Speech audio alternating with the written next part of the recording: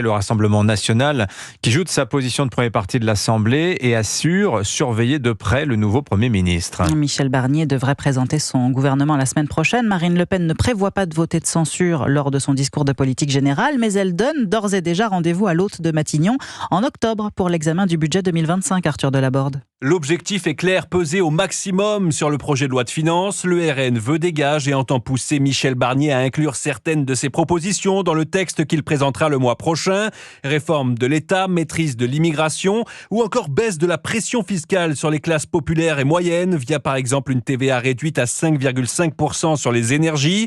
Le parti de Marine Le Pen exige aussi une trajectoire sérieuse de redressement des finances publiques. Nos lignes rouges, ce sont tout ce qu'on pourra mettre dans le budget, résume un stratège mariniste qui parle d'une voie de passage dans un trou de souris pour le Premier ministre. Mais à la fin, notre position sera responsable, promet-il. Deux hypothèses sont privilégiées, soit les lignes rouges sont dépassées, le RN votera alors la censure, soit les conditions posées sont respectées et à ce moment-là, les députés du groupe de Marine Le Pen pourraient s'abstenir. Arthur Delaborde du service politique d'Europe.